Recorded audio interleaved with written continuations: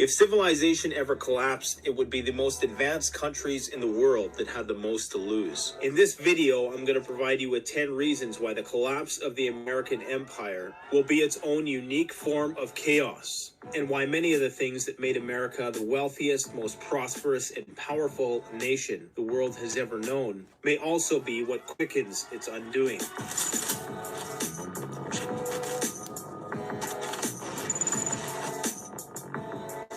No one continent is a better reflection of the spectrum of human experience, as does North America. From the high point of human achievement in humanitarianism to some of mankind's darkest deeds. From the most secular forms of hedonism to the most orthodox of religious practices, whatever your heart desires, you can find in America. North America is one of the most diverse nations on earth, culturally, politically, ethnically, and religiously. When it does eventually collapse, this schizophrenic socio-cultural milieu will diffuse into the chaos from which it historically emerged. On a long enough timeline, everybody who came to the Americas was an immigrant, with the exception of the First Peoples or Aboriginal peoples of North America. 99% of the people on the North American continent today cannot trace their roots here beyond 400 years. It is home to the most unique mishmash of human genetics the world has ever seen. Each and every one of us, in some shape or form, is psychologically dislocated. Thus, the reassortment of society after a grid-down civilization-ending scenario cannot be predicted nor understood through the prism of collapsed civilizations of the past.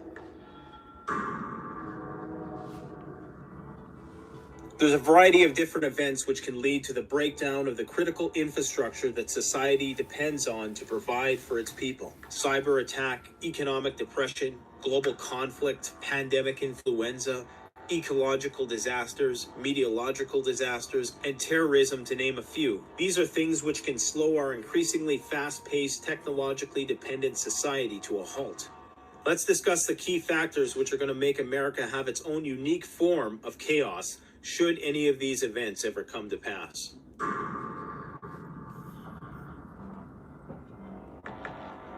Imagine if the world was a building that was on fire.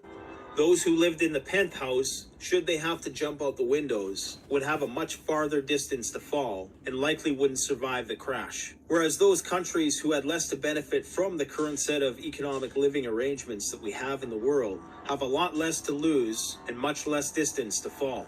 The United States, among many other Western nations on the planet, are the most hardwired technologically speaking, and increasingly more so as we enter the era of the Internet of Things, which will be facilitated by the 5G smart grid. The average person in India consumes about 1,000 kilowatts of energy every year. Compare that to the average American household, or the average Canadian household for that matter, who consumes between 13 and 15,000 kilowatts of energy every year. This increased dependency on electricity means that the average North American would have a much harder adaptation curve post-collapse.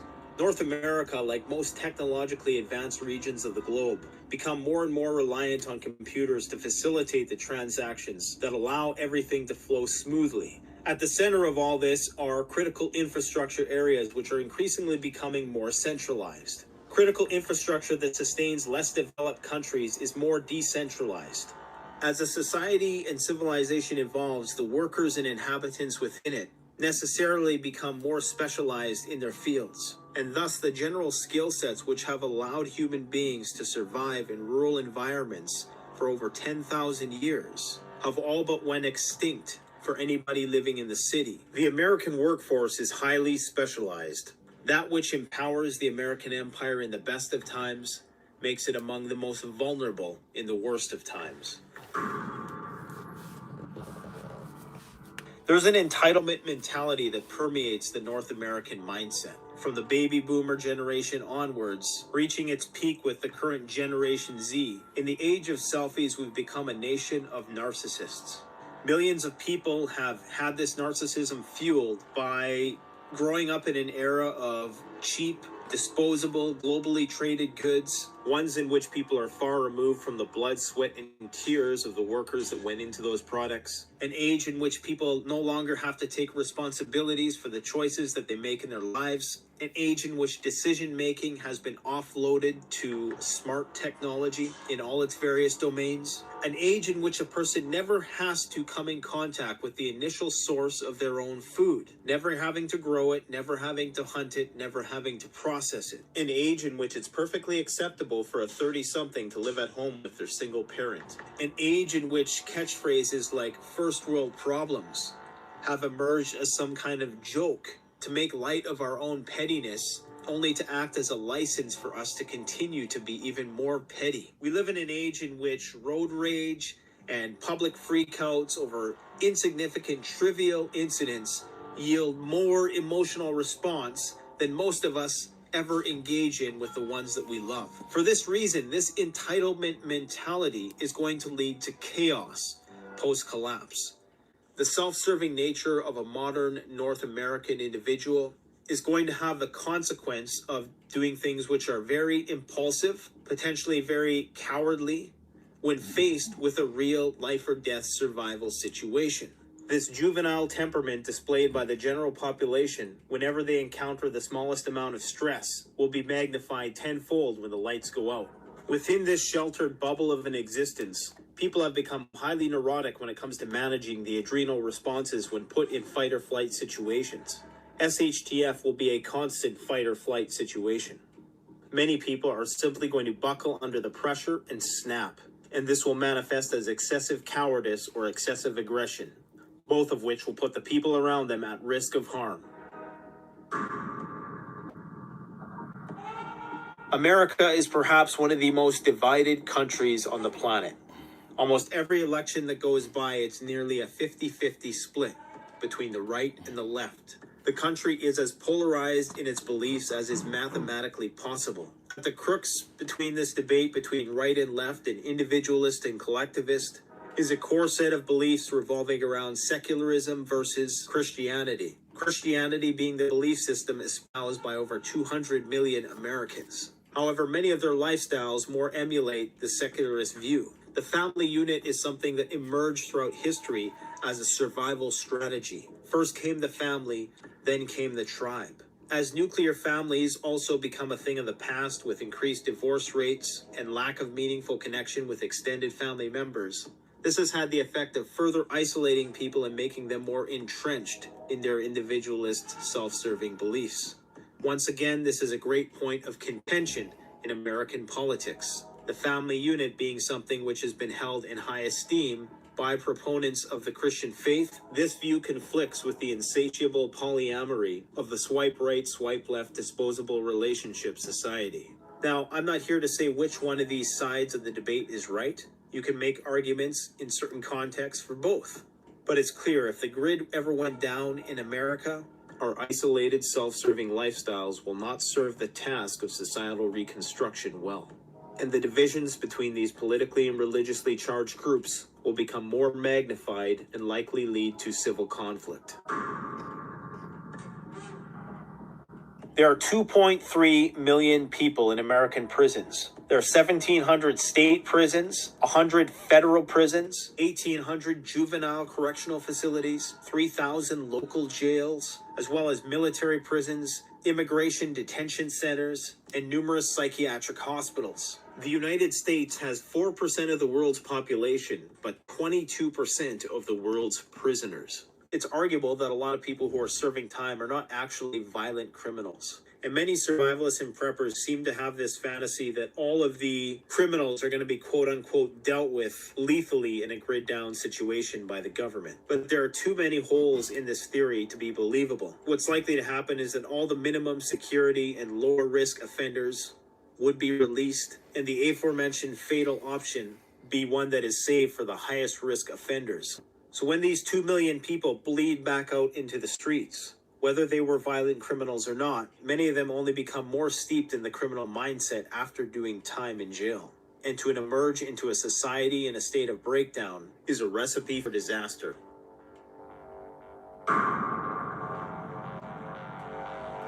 To make matters worse, there's approximately 33,000 gangs in the USA. While many of these gangs are juvenile or street-level gangs, many of them are also sophisticated criminal networks with very complex chains of command and hierarchical structures. It should be expected that the more organized crime syndicates will maintain their ranks as a survival strategy in a post-collapse environment. These gangs will have a head start over the general population, which, as previously indicated, will be isolated and not organized into groups large enough to defend themselves. To counteract the crime problem in the United States, which can be attributed to many different factors, there has been an increasing militarization of the police. The more corporal and reactive approach has been preferred over a more preventative community building strategy. This seems to complement the private prison industrial complex. Contrary to the best efforts of individual policemen to preserve the integrity of their forces, long gone are the days when policemen were widely respected as someone whose job it was to serve and protect, and whose presence did not elicit a fear response in the public. The arming of police forces with armored vehicles, less than lethal weaponry, and a barrage of other military-style implements, these tools would be leveraged in an attempt to pacify the starving masses. Unfortunately, the numbers may not permit a successful martial law campaign without the use of lethal force, which may be one of the final options implemented to keep the peace post-collapse.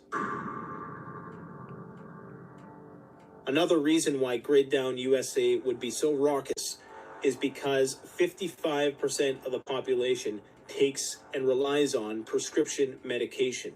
It could be argued that many of these medicinal dependencies are owed to people's poor lifestyle choices. There's going to be numerous health consequences as a result of people running out of their medication after a Grid Down event. In the year 2017, there were 4,468,000,000 prescriptions issued in the United States alone. To make matters worse, many of these prescriptions are for mental health medications. 1 in 6 Americans take psychiatric drugs. These psych meds are used to treat depression, psychosis, hyperactive disorder, anxiety disorder, and other mood and personality disorders. Without these medications, 1 in 6 Americans is going to be more depressed, more impulsive, more anxious, and more psychotic. There's going to be a whole lot of rash decisions being made when the pill manufacturing plants stop producing their products. To make matters worse, 23.5 million Americans struggle with addictions to illicit substances. Many of these 23 million are of the 1 in 6 Americans who take psychiatric drugs, but there are many who also do not. So it can conservatively be expected that at least half of the population of the United States is going to be without something that they've grown to be dependent upon. That in itself is going to make the situation exponentially worse than it would be in a country where people did not have the luxury of treating their ailments with synthetic medicinal substances. To make matters worse, and I am as pro-Second Amendment as they come, but there are 394 million firearms in the United States, and there's approximately 12 billion bullets purchased every year. Now take the last statistic of 50% of people not having medications and blend that with the availability of firearms, and whether you are pro-Second Amendment or not, you can't deny that the food is likely going to run out before the bullets. Another reason why the USA is at a greater risk in a grid down scenario is one shared by any other developed country, and that is that it's over-sanitized and hyper-regulated. People's immune systems nowadays are simply propped up with the grid. Unlike places like India, where people can bathe in the Ganges River and have a resistance to the many parasites that they're being exposed to, most North Americans have been living in a super sanitized whitewash bubble their entire lives. Were they to step out into the real world for a minute, they will be highly vulnerable to the increased amount of pathogens that were fostered by the unsanitary nature of a post-collapse world. On a microscopic level, our bodies are simply not ready for the viral and bacterial rigors of a collapsed civilization. Another problem is agriculture. The US and Canada produce the majority of genetically modified crops in the world, with over 90% of the cotton, corn, and soybean crops produced being some variant of genetically modified crop. reverting to a horticultural system in which food is grown and distributed locally, one that does not have the benefits of petroleum, pesticides, herbicides, fungicides, fertilizers, heavy equipment, and irrigation powered by pumps that require electricity, and no longer having the GMOs to combat the now highly resistant strains of pests, weeds, and fungi, is going to make post-collapse food production a logistical nightmare. Other countries in which the populations are predominantly rural won't have this problem as much, because unlike North America, which is highly urbanized and has an agricultural system that relies solely on petroleum power, these other countries have smaller scale farms as opposed to large corporate ones. For them, SHTF will be just another day. For us, it would be mass starvation.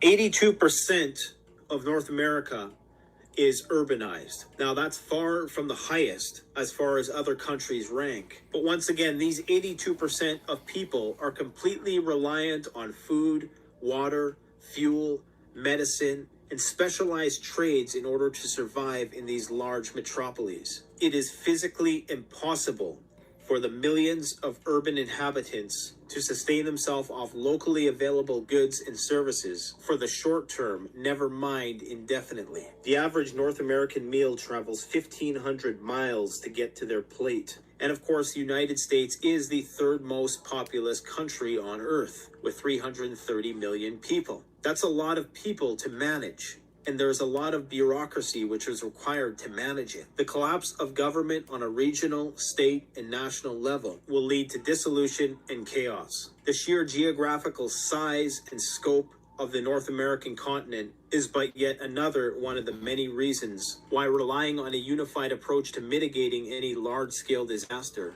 is not a reliable strategy for individual survival.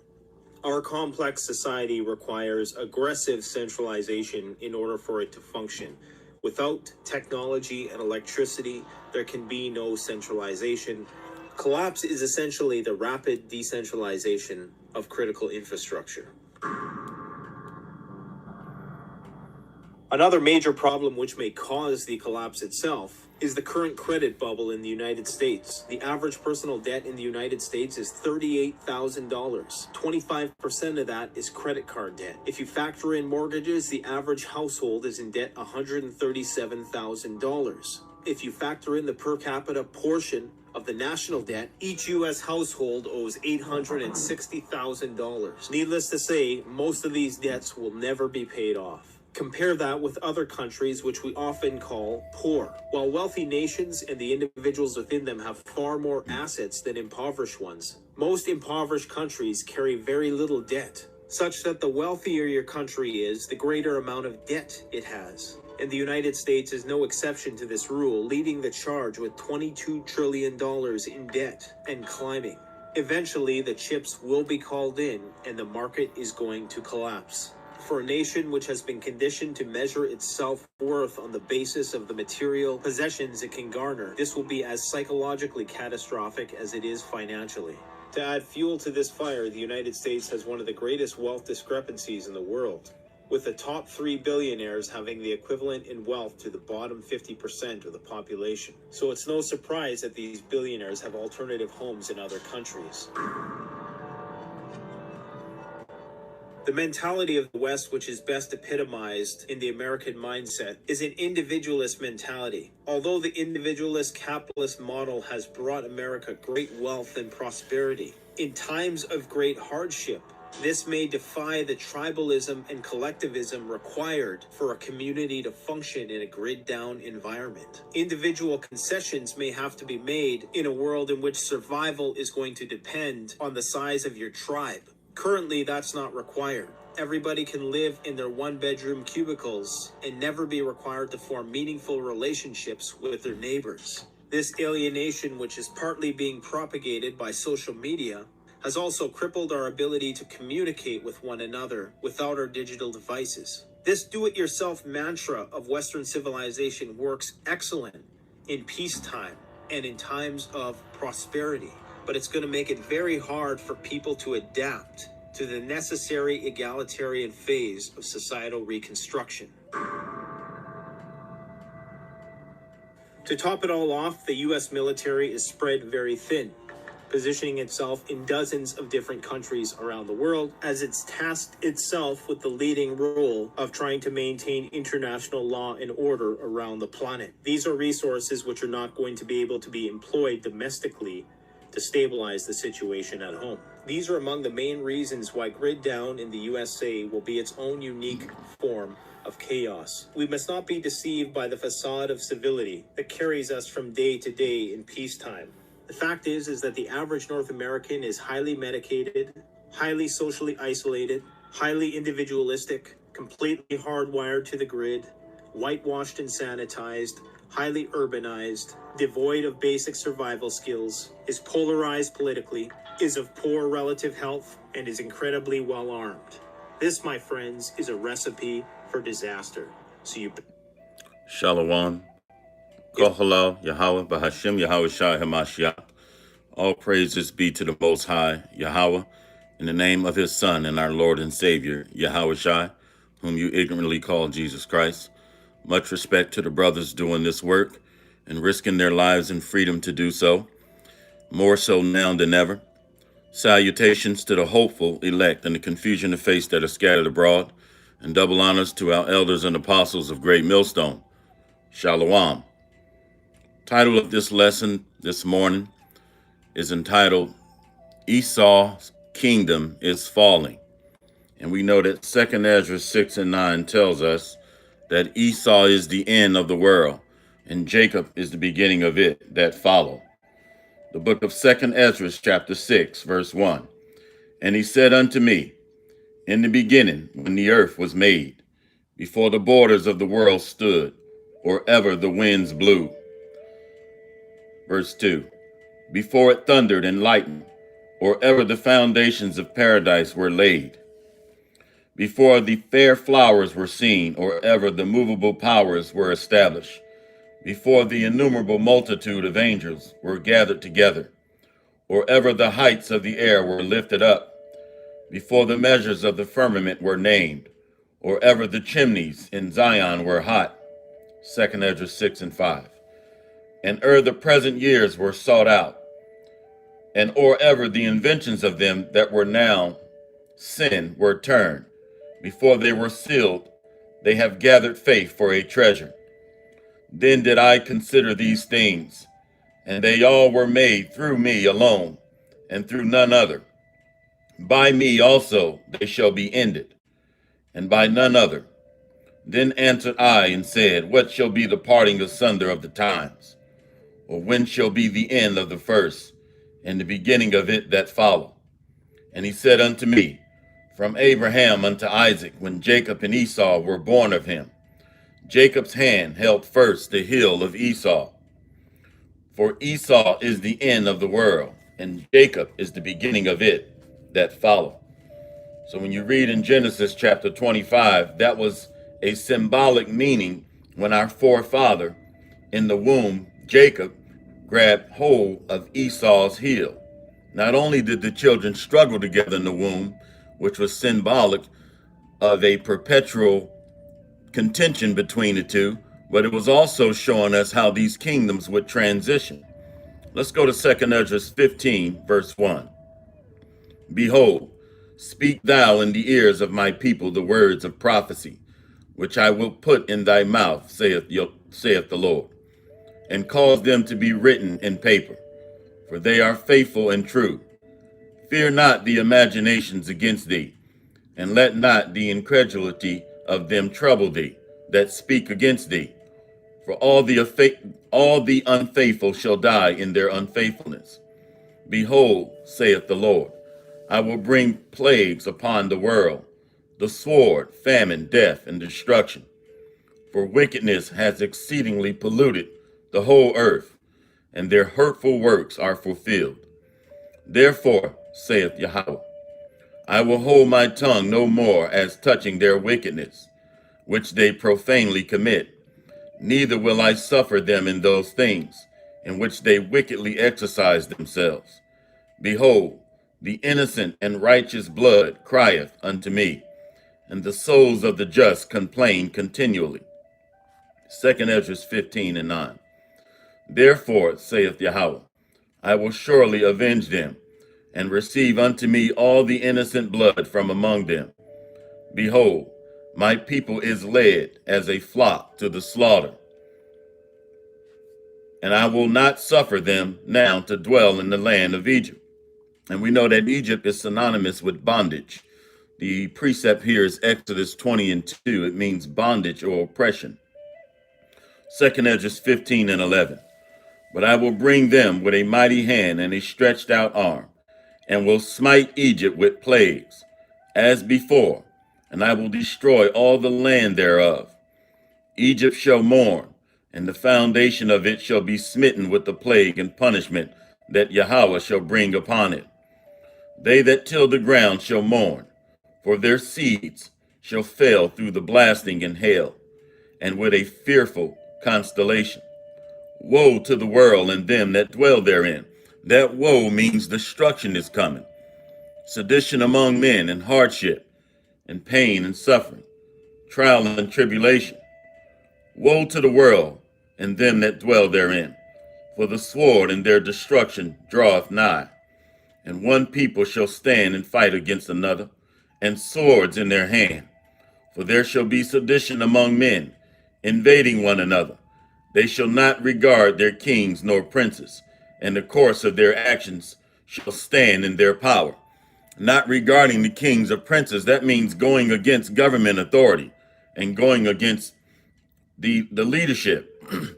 2nd Esdras 15 and 17. A man shall desire to go into a city and shall not be able to. For because of their pride, the city shall be troubled. The houses shall be destroyed, and men shall be afraid. This is martial law, not being able to go into another city. This is talking about military and police checkpoints being established. This is restricting freedom of movement. 2nd Esdras 15 and 19. A man shall have no pity upon his neighbor, but shall destroy their houses with the sword, and spoil their goods, because of the lack of bread, and for great tribulation. Behold, saith Yahweh, I will call together all the kings of the earth to reverence me, which are from the rising of the sun, from the south, and from the east, and Libanus, to turn themselves one against another, and repay the things that they have done to them. He's talking about to his chosen people on the earth that were scattered and went into captivity. He's going to prove that. 2nd Esdras 15 and 21. Like as they do yet this day unto my chosen, so will I do also, and recompense in their bosom. Thus saith Yahweh by Hashem Yahushua. My right hand shall not spare the sinners, and my sword shall not cease over them that shed innocent blood upon the earth. The fire is gone forth from his wrath, and has consumed the foundations of the earth, and the sinners like the straw that is kindled. Woe to them that sin and keep not my commandments, saith the Lord. So we got time while this word is going out to get ourselves together, because we're getting ample warnings that the end is drawing nigh and that the end is near. When the men of the Lord start hitting these streets and going out to the highways and byways, the wealthy elites, they've built multi-million-dollar doomsday or bug-out bunkers. So they know what's going on, while we still have scoffers and people that want to fight or go against these prophecies and go against the Most High. Let's end off with 2nd Esdras 5 and 1. Nevertheless, as coming the tokens, behold, the days shall come, that they which dwell upon the earth shall be taken in a great number, and the way of truth shall be hidden, and the land shall be barren of faith. That's where we are today, many scoffers, and those that want to continue to live in wickedness and not repent and turn to Yahweh by Hashem Yahushua. 2nd Esdras 5 and 2. Now these tokens he's talking about in 2nd Esdras 5 and 1 are signs and wonders that we're seeing. It's no different from when you're seeing a change in weather. You know when it's going to rain, or you know when a storm is coming. So that storm is symbolic of trial and tribulation. So if we know when a storm is coming, we know it's time to hunker down and buckle up and settle in. But no, we want to ignore these prophecies. 2nd Esdras 5 and 2. But iniquity shall be increased above that which now thou seest, or thou hast heard long ago. And the land, and thou seest now to have root, thou shalt see wasted suddenly. Wow. But if the Most High grant thee to live, thou shalt see after the third trumpet that the sun shall suddenly shine in the night, and the moon thrice in the day. And blood shall drop out of wood, and the stone shall give his voice, and the people shall be troubled. All right? And this is when those thermonuclear missiles hit. This whole world is going to look like an entire landfill or a large junkyard. You're not going to be able to tell one border from another or one city from another. Total darkness and chaos and confusion. Second Esdras 5 and 6. And even he shall rule, whom they look not, for that dwell upon the earth. And the fowls shall take their flight away together. And the Sodomitish sea shall cast out fish, and make a noise in the night, which many have not known. But they shall all hear the voice thereof. There shall be a confusion also in many places, and fire shall be sent out again, and wild beasts shall change their places, and menstruous women shall bring forth monsters. That's all these wicked people that are going to come out to try to rape, rob, murder, and steal and pillage these monsters. All right? Because people are going to just be looking out for their own self-interest and killing without mercy. So hopefully this lesson has been edifying. It was intended to be a fairly short lesson, but very to the point. And hopefully it stirs some motivation in you to study, to keep the faith, and to continue to pray and call on Yahweh by Hashem Yahweh Shai. All praises be to the Most High Yahweh in the name of his Son, our Lord and Savior Yahweh Shai.